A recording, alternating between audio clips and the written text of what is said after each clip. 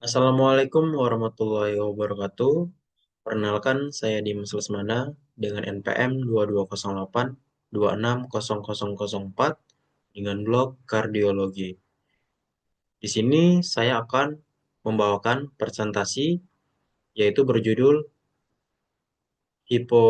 Hypertension Essential. Oke, langsung saja saya mulai bahas materi main map saya, yaitu diawali dari definisi. Jadi, hipertensi esensial itu adalah kondisi yang dimana tekanan darah itu tinggi, yang menetap mencapai di atas dari 140 per 90 mmHg dan tidak ditemukan penyebab medis lain yang jelas. Biasanya muncul karena gabungan faktor genetik, kemudian pola makan yang buruk, serta gaya hidup yang buruk juga, kemudian dan lingkungan yang buruk. Nah, ini adalah definisi dari hypertension essential. Kemudian lanjut ke poin kedua, yaitu patofisiologi dari hipertensi esensial. Nah, bagaimana bisa terjadi hipertensi esensial ini? Yang pertama yaitu dari faktor keturunan serta gaya hidup yang buruk seperti makan asin, kurang olahraga, serta stres. Ini membuat tubuh itu sulit mengatur tekanan darah. Nah, sehingga hormon angiotensin ini dan aldosteron jadi terlalu aktif sehingga pembuluh darah menyempit dan tubuh menahan garam serta air. Serta tekanan darah akan naik dan saraf simpatis ini juga lebih aktif dan jantung akan berdenyut lebih cepat serta pembuluh darah akan semakin tegang.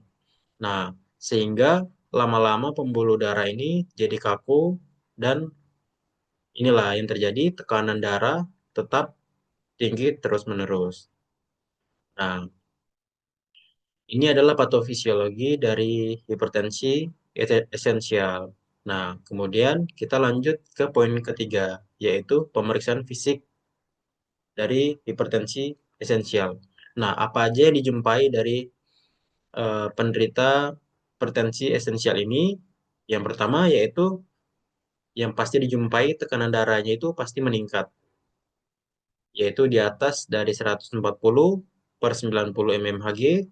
Kemudian dijumpai kadang adanya eh, sakit kepala ataupun pusing, kemudian bunyi jantung tambahan atau S4 dapat terdengar, kemudian adanya tanda pembesaran jantung bisa ditemukan atau kardiomegali.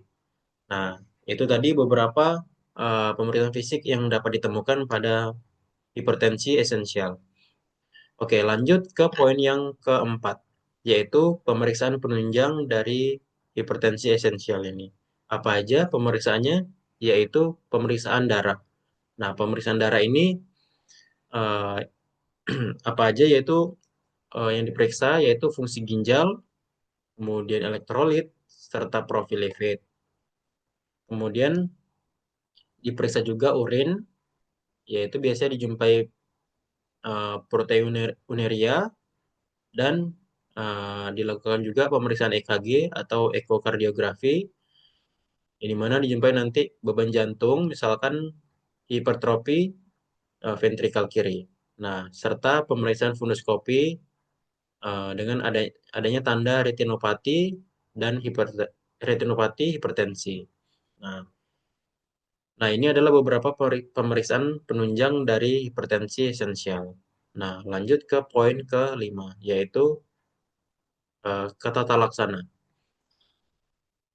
Nah, apa aja tata laksana yang dapat diberikan pada hipertensi esensial ini? Yaitu bisa diberikan obat diuretik, yaitu seperti hidroklorotiazid, yaitu dosisnya 12,5 sampai 25 miligram per hari. Kemudian bisa juga diberikan inhibitor, contohnya seperti captopril, sebesar dosisnya itu 12,5 sampai 25 miligram, bisa diberikan 2 sampai 3 kali sehari. Nah, kemudian bisa juga diberikan ARB, contohnya seperti losartan 50 miligram per hari, dan CCB seperti obat amlodipin 5 sampai 10 miligram per hari, dan beta blocker yaitu eh, bisa bisoprolol dosisnya 2,5 sampai 5 miligram per hari. Nah, ini adalah beberapa tata laksana atau obat-obat yang dapat diberikan pada penderita hipertensi esensial. Oke, lanjut ke poin yang terakhir, yaitu yang keenam, yaitu komplikasi. Apa aja komplikasi yang bisa terjadi pada hipertensi esensial ini? Yaitu bisa terkena jantung. Nah, bisa terkena penyakit jantung, yaitu seperti penyakit jantung koroner atau PJK, dan gagal jantung. Nah, kalau ke otak, dia larinya nanti ke stroke, iskemik, ataupun hemorrhagic. Nah, bisa juga ke ginjal. Nah, kalau ke ginjal itu seperti gagal ginjal kronis. Nah, kalau bisa juga ke mata. Nah, ke mata itu bisa seperti retinopati, hipertensi. Oke, baiklah. Hanya inilah beberapa poin penting yang dapat saya sampaikan. Dan yang terakhir yaitu referensi saya, yaitu ada 3 referensi. Yang pertama, tahun 2024. Yang kedua itu pada tahun 2017. Kemudian yang terakhir yaitu pada tahun 2020.